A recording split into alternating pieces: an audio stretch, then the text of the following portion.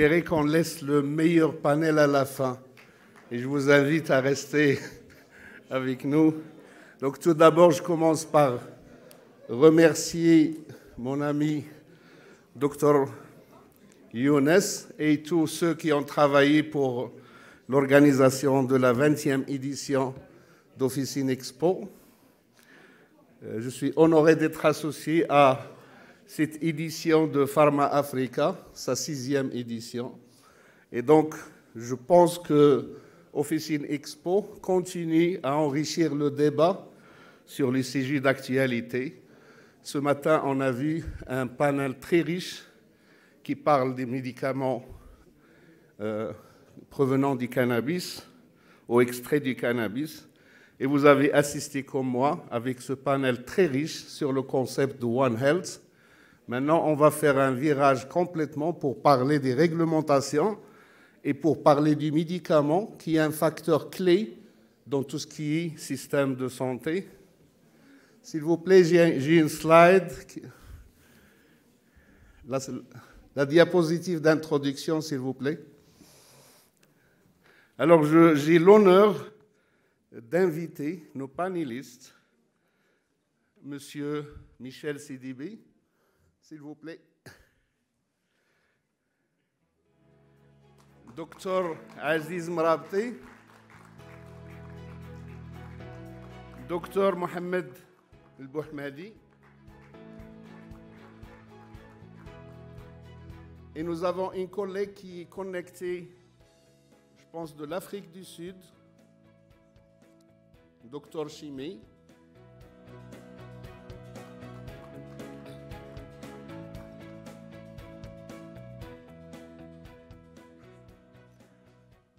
Alors, pour présenter ce panel, on a discuté entre nous avec le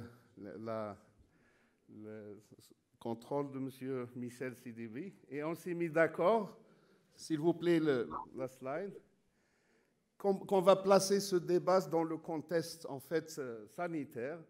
Donc, en Afrique, vous le savez tous comme moi, l'objectif essentiel qu'on va discuter maintenant, c'est l'accès aux médicaments, en fait. Mais c'est l'accès aux médicaments pour tous les Africains, donc les objectifs 2030 et l'objectif Africa We Want 2064. Donc il y a plein de choses qui ont été faites sous l'égide de l'Union africaine, en l'occurrence l'harmonisation des réglementations pharmaceutiques. J'ai eu l'honneur d'être associé à cette initiative depuis 2009 à 2020 et qui a fini par la création d'une agence africaine du médicament. Donc il y a une dynamique africaine qui est en train de se mettre en place. Et en même temps, il y a une initiative qui datait de 2007, le Pharma Manufacturing Plan for Africa. C'est une initiative qui était dans les tiroirs, mais Covid a fait en sorte que cette initiative a pris de l'ampleur. Parce que, comme vous le savez tous, on s'est rendu compte qu'en Afrique, il faut qu'on commence qu'on se bouge et surtout qu'on commence à travailler pour assurer la souveraineté médicamenteuse de nos pays. Et le Maroc, pays africain, est bien dans cette dynamique. Donc, du côté du Maroc, il y a l'initiative royale de couverture sanitaire, qui est en fait l'accès des Marocains aux médicaments. Il y a un ensemble de réformes et de refontes des systèmes sanitaires et réglementaires. Et notre collègue, Dr Aziz Mrabti, va parler de ça. Il y a plein de projets de fabrication des médicaments pour assurer la souveraineté médicamenteuse au Maroc, mais aussi pour l'Afrique. Et donc, notre collègue Dr Bouhmadi va nous parler de ce que l'industrie fait pour faire en sorte que cette souveraineté soit assurée. Donc, le panel, il y aura une seule courte présentation et tous les panélistes, ils vont parler sans présentation. Donc, on a fait que les choses soient faciles.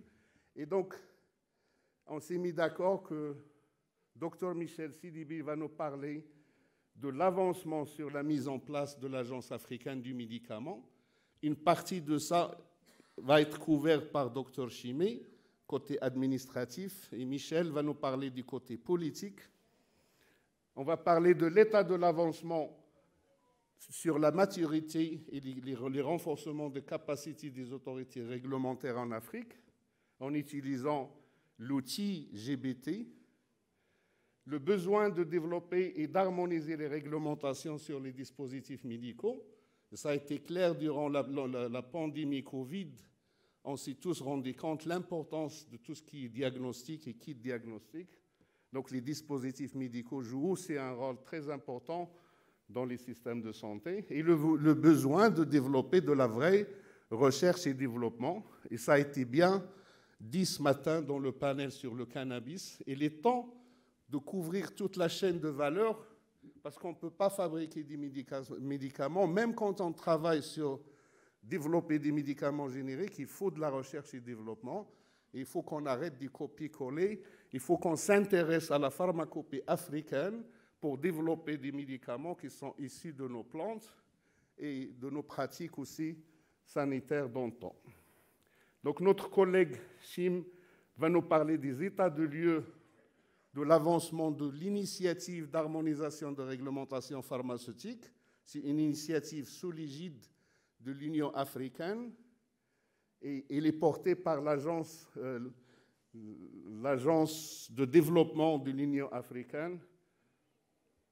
Et comment cette initiative va fonctionner maintenant que l'agence africaine est mise sur place. Dr Mrabti va nous parler des réformes que le Maroc a entreprises pour assurer la couverture universelle et pour faire du Maroc un hub de fabrication des médicaments. Et ceci, bien sûr, en établissant des partenariats et des programmes avec plein de pays africains. Et M. El Bouhmadi va nous parler de ce que l'industrie fait. On a vu ce matin, on a parlé de développement d'un secteur nouveau, création d'une agence dédiée aux produits extraits du cannabis, mais je sais que notre industrie, maintenant, elle se focalise sur la fabrication des médicaments pour l'oncologie, des biosimilaires, les vaccins. Et donc, lui, il va nous parler de tout ça. Et donc, pour commencer, j'ai l'honneur d'inviter M. Michel Sidibé. Depuis ce matin, son nom n'a cessé de se répéter. Je ne vais pas ajouter plus. Donc, Michel Sidibé, c'est un ancien ministre de la Santé. C'est un ancien directeur exécutif de l'ONU-SIDA depuis des années. C'est le porte-parole de l'Agence africaine du médicament. Mais je dirais en plus que c'est un ami du Maroc et c'est quelqu'un auquel les présidents de tous les pays africains font confiance. Donc on a besoin de lui parce que lui, il peut parler aussi bien de nos collègues en Afrique de l'Est, de l'Ouest, du Sud que du Nord. Et donc, Monsieur Sidibé, ça vaut la parole. Karim, tu peux prendre. Voilà.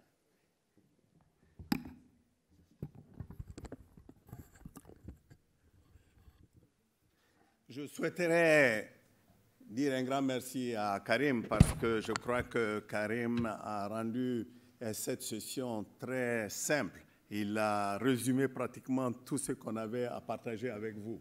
Mais ça, c'est un peu le talent de Karim. Il a cette capacité de faire des synthèses rapides.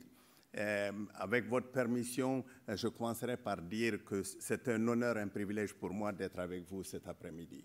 Je sais que c'est très tard, je sais que c'est en fin d'après-midi, et mon papa avait l'habitude de me dire « Ne t'inquiète pas quand les salles ne sont pas pleines, occupe-toi de ceux qui sont là ». Donc, je pense que ceux qui sont là sont les personnes qui sont intéressées, et cette phrase de mon papa me revient, et à juste titre, à un bon moment. Je souhaiterais aussi, bien sûr, commencer par remercier Younes et ton équipe pour ce travail extraordinaire que vous faites et que vous avez pu abattre durant les 20 dernières années. Et je crois que ça, c'est extraordinaire. Créer une plateforme qui permet autant aux chercheurs, aux industriels, bien sûr à la société civile, aux politiques de se retrouver pour échanger sur des thèmes très complexes, One Health, c'était extraordinaire. Moi, j'étais passionné, j'étais assis. Et surtout quand Karim m'a dit tout de suite, bon, maintenant, vous pouvez oublier One Health, nous passons à la régulation. Je crois que la régulation est au centre de One Health. Et c'est très difficile de parler d'une santé One Health sans parler de régulation. Et je voudrais encore une fois dire que c'est la 3e fois que je me retrouve en moins d'une année à Marrakech. Je m'y sens bien et je vous remercie de m'inviter régulièrement ici. C'est un grand plaisir vraiment d'être avec vous et surtout d'essayer d'aborder, disons, de traiter d'une question qui n'est pas simple, d'une question qui, à prime abord, peut paraître, bien sûr, très technique, mais au fond, qui est très politique. Je viens juste d'arriver d'Addis Abeba, où j'ai participé au sommet des chefs d'État de l'Union africaine. Et je peux vous dire que la rencontre d'aujourd'hui, après les avoir écoutés, elle est opportune. Elle est opportune car les leaders politiques de ce monde, je ne parle pas seulement des leaders politiques africains, l'industrie, les chercheurs, les patients et la société civile en général réclament tous une véritable capacité de production locale de produits médicaux en Afrique. Je peux vous le dire, ce cri, je l'ai entendu un peu partout. Partout où j'ai été en Afrique pendant cette période de la Covid, je crois que j'ai été certainement la personne la plus testée. J'ai dû rencontrer 22 présidents en moins de 5 mois pour les convaincre, pour ratifier justement ce traité de Lama. Et partout où on allait, il fallait être testé avant de partir, avant de venir, avant de voir ses chefs d'État. Donc, je voudrais dire qu'aujourd'hui, ce débat sur la production locale et la réglementation est opportune, car nous pouvons profiter aussi de la zone de libre-échange continentale africaine. Je n'ai pas entendu parler de la ZLECAf. Celle-ci permettra d'intégrer un marché, n'oublions pas, de 1,3 milliard de personnes, potentiellement un marché de 2,2 milliards de personnes d'ici 2050.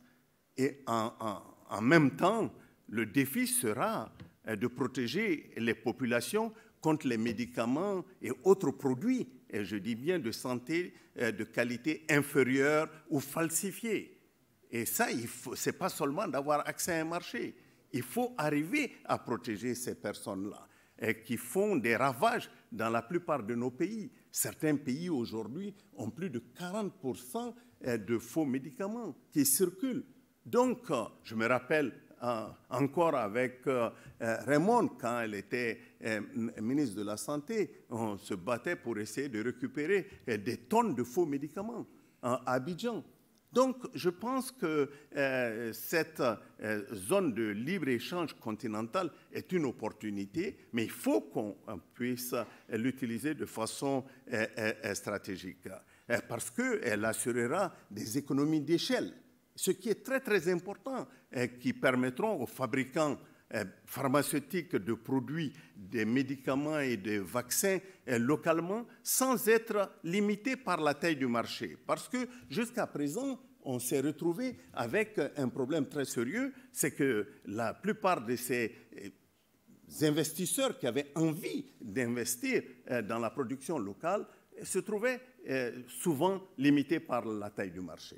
Donc, avec l'intégration, avec le fait qu'on peut avoir au moins la possibilité d'avoir des procédures légères permettant de passer d'un pays à un autre, faisant en sorte qu'on puisse stimuler ce marché intra-africain et renforcer les industries pharmaceutiques africaines en réduisant, comme je disais, les coûts commerciaux, ça va nous permettre, qu'on le veuille ou non, de pouvoir aller à l'échelle rapidement, en simplifiant les procédures douanières, ce qui est important, et en offrant une plus grande taille, bien sûr, du commerce intra-africain. Ce qui est pour moi une question clé.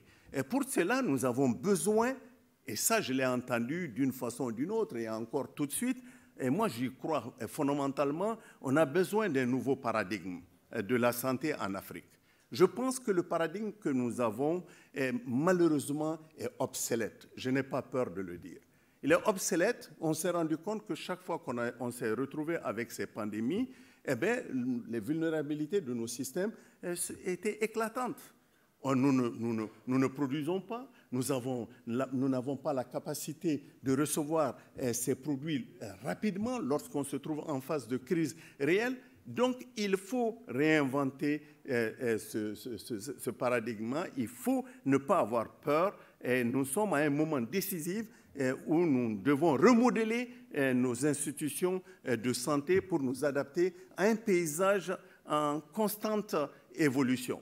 On a entendu les zoonoses, on a entendu les personnes qui bougent, on a entendu 1,3 milliard par an, on a entendu il y a à peu près 120 000 vols par jour, ainsi de suite. Donc, il faut arriver à repenser ça. Donc, et la distribution vacillante, je dis bien, je prononce ce mot-là, des vaccins Covid-19 en Afrique nous rappelle à quel point la dépendance vis-à-vis des biens fabriqués à l'extérieur peut être problématique. Et cela, heureusement que la Covid n'a pas été une catastrophe chez nous, mais sinon, on aurait eu des problèmes très sérieux avec une couverture, je me rappelle, de moins de 10%, 15% en termes de vaccination. Donc, ce n'est plus, disons, une option, c'est une obligation que d'aller vers aujourd'hui une production locale. Et ça, je veux le dire, il faut aussi repenser nos chaînes d'approvisionnement. Quand je passe d'un pays à un autre, je trouve qu'il y a tellement d'intermédiaires. Dans la plupart des petits pays, on peut avoir plus de 150, 200 intermédiaires, ce qui fait que le coût du médicament devient pratiquement le plus cher au monde en Afrique. Donc, il faut repenser ces choses-là. Il ne faut pas avoir peur de les mettre sur la table des politiques pour que nous puissions aller de l'avant avec une autre vision stratégique concernant le médicament.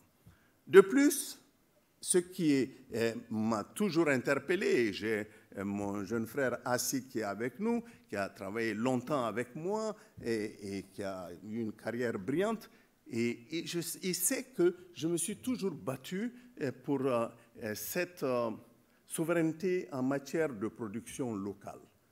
Et parce que quand on regarde jusqu'à présent, en allant en Inde à l'époque, il y a 30 ans de cela, 25 ans, je me rendais compte qu'ils étaient en train déjà d'ouvrir, de penser stratégiquement comment ils peuvent être une plateforme en termes de production de médicaments. Et je me suis dit, mais jusqu'à présent, l'Afrique importe 70 disons, à 90% de ses médicaments. Et alors qu'on sait que cela dépasse largement les importations de la Chine, 5%, de l'Inde, 20%, malgré que nous avons des populations comparables. Donc, il y a, qu'on le veuille oui ou non, il y a une question de fond qui interpelle nos politiques, qui interpelle nos partenaires, qui interpelle... Ce n'est pas une question de se fermer, c'est une question de trouver les passerelles, et les passerelles qui sont justes pour nous permettre justement de réduire ce gap-là. Et c'est ça la question de fond qui nous interpelle à l'heure actuelle. Donc la fabrication locale des produits pharmaceutiques, thérapeutiques et même, je dirais, des dispositifs médicaux transformera notre capacité à servir le continent selon nos propres termes, tout en construisant des flux, je dirais bien, des flux de revenus et des moyens de subsistance durables pour notre population. Il est crucial que, et ça je le répète, il est crucial que les 1,3 milliard d'habitants ne soient pas laissés pour compte dans la conversation au niveau mondial sur les vaccins, les médicaments et les dispositifs médicaux. Dans ce contexte, l'affirmation, et j'insiste là-dessus, de la souveraineté sanitaire en Afrique est une exigence du moment. Nous avons besoin de solutions dirigées par les Africains pour parvenir à des systèmes de santé équitables, pérennes et efficaces. Cela passe par la création d'un marché de fabrication de produits pharmaceutiques propres à l'Afrique pour renforcer la sécurité sanitaire, comme je l'ai mentionné, et le développement du continent. Nous devons construire une technologie de fabrication et investir dans le développement des capacités locales, capables d'accéder efficacement à ces nouvelles technologies. C'est indispensable. Pour cela, notre agenda de transformation priorise, bien sûr, le développement du capital humain. Sans le capital humain, nous n'allons pas réussir. L'expertise technique et l'innovation, ainsi que la mise en place, et ça j'insiste là-dessus, de systèmes de santé équitables et efficaces dirigés par les Africains. Et ça, c'est important pour permettre cette africanisation de la recherche et du développement. Et ça, j'insiste là-dessus, cette africanisation de la recherche et du développement, nous devons renforcer les plateformes de collaboration entre les 5 grandes régions africaines et le reste du monde en matière de recherche et de développement, afin que les fabricants africains aient un accès égal aux nouvelles technologies. Et je pense à la biotechnologie que j'ai entendu, les biosimilaires qui apparaissent, l'analyse de données, l'intelligence artificielle, les outils de santé numérique, qu'on le veut oui ou non, il est important qu'on commence à y songer, y compris les droits de propriété intellectuelle et le transfert de la technologie. C'est indispensable. Africaniser la recherche et le développement signifie également, bien sûr, d'identifier les domaines prioritaires pour le transfert des connaissances. La digitalisation de nos hôpitaux, la télémédecine. Nous avons aujourd'hui, c'est une obligation pour nous d'y réfléchir et de penser comment ce transfert se fera de façon durable. L'amélioration, bien sûr, du climat réglementaire, comme Karim, tu l'as mentionné, est également une priorité. L'un des prérequis les plus critiques pour une industrie manufacturière de vaccins, de produits pharmaceutiques et même des dispositifs médicaux, c'est bien sûr le développement d'autorités nationales réglementaires fortes, si elles ne sont pas là au premier plan. Et pour y parvenir, nous devons améliorer le climat réglementaire en éliminant les politiques floues, et je dis bien, et les procédures réglementaires inefficaces qui limitent la croissance de l'industrie pharmaceutique locale africaine. Et cela, il faut y songer et ne pas avoir peur de les poser comme des questions clés. Pour relever ces défis, nous avons mis en place un écosystème réglementaire à 3 niveaux. Au niveau, bien sûr, national, régional et continental. Les systèmes de santé de qualité, c'est un peu comme un tabouret à 3 pieds, composé des praticiens de qualité. Si vous n'avez pas des praticiens de qualité, si vous n'avez pas d'installation de qualité et si vous n'avez pas de technologie de santé de qualité, vous n'y arriverez pas. Et pour parvenir à une couverture de santé universelle et garantir, je dirais bien, une sécurité sanitaire efficace, il est impératif de mettre en place une réglementation robuste pour superviser les technologies de la santé surtout. Et en effet, sans cette capacité réglementaire, et j'insiste là-dessus solide, il ne sera pas possible d'avoir un système de santé performant et résilient. Dans le cadre de l'initiative africaine pour l'harmonisation, et Karim a travaillé sur cette question-là, de la réglementation des médicaments, un écosystème réglementaire à 3 niveaux existe désormais. Au niveau national, on a les agences nationales de la régulation qui ont la décision finale et on veut renforcer les capacités de ces agences. Au niveau régional, des exigences réglementaires harmonisées dans les régions et je dirais même des standards operating procedure, comme on dirait SOP en anglais, ont été définis, similaires pour les processus internes, ont été établis, des évaluations et des inspections conjointes des sites de fabrication ont été effectués et des forums des responsables d'agences au niveau régional et continental ont été créés pour le dialogue et les consultations.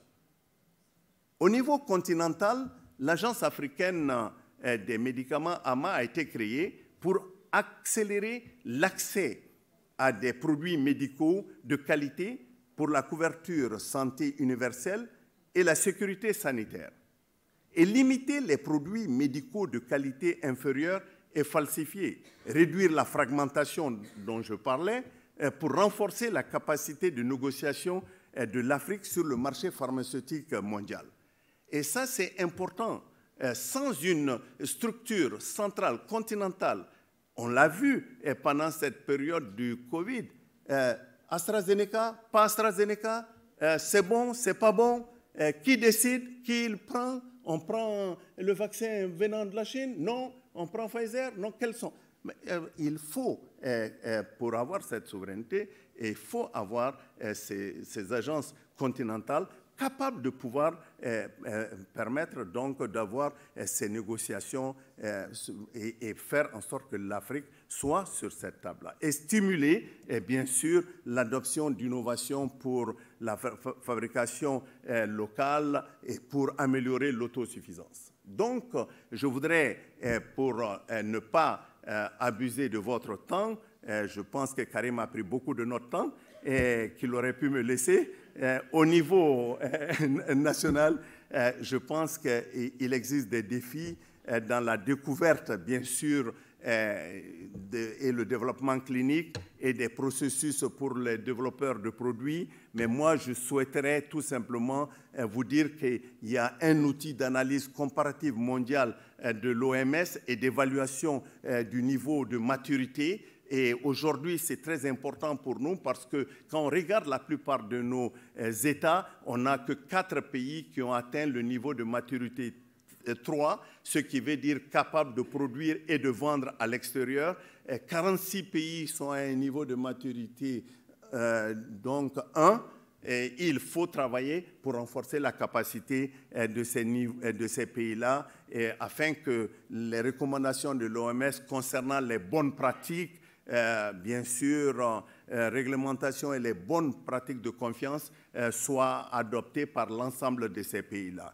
Mais pour conclure, parce que je pense qu'il est là pour ça, c'est son travail, et il me pousse, je pense que pour asseoir les bases d'une véritable souveraineté en matière de santé, il importe aussi d'aller au-delà des produits pharmaceutiques. La réglementation des dispositifs médicaux et des produits pharmaceutiques nécessite vraiment une approche différente en raison des différences inhérentes entre ces deux industries et produits. Et je crois qu'il est important pour l'Afrique d'y songer et de ne pas mettre en place une agence africaine du médicament et puis découvrir qu'en fait, on ne tient pas compte des dispositifs médicaux et des autres. Donc, la mise en place de nouveaux départements au sein des agences réglementaires, spécifiquement pour les dispositifs médicaux, peut contribuer à résoudre tout problème provenant de la réglementation pharmaceutique qui aurait pu s'infiltrer, je dirais bien, dans la réglementation des dispositifs médicaux. Mais l'AMA aussi, je pense, est positionné pour travailler en étroite collaboration avec le CDC africain ainsi que d'autres plateformes telles que le Forum réglementaire sur les vaccins en Afrique pour renforcer, c'est mon dernier point, il est très important, Karim, pour renforcer la contribution de l'Afrique à la recherche clinique et à l'innovation et améliorer la diversité dans les essais cliniques. Au moment où je vous parle, l'Afrique du Sud accueille le 14e Congrès international de génétique humaine, une réunion organisée sur le continent pour la première fois, et j'encourage les dirigeants, les institutions, les chercheurs dans cette salle et les scientifiques africains à faire de ce sujet un domaine de recherche prioritaire. Et j'insiste là-dessus, Il est inacceptable que l'Afrique, qui abrite 17% de la population mondiale et porte 25% de la charge mondiale de maladies, représente moins de 2% des données génomiques utilisées dans l'innovation médicale et moins de 3% des essais cliniques. En tant que continent ayant la population la plus génétiquement diversifiée au monde, il est crucial que l'Afrique ne soit pas laissée derrière en matière de réglementation de la technologie des données génétiques.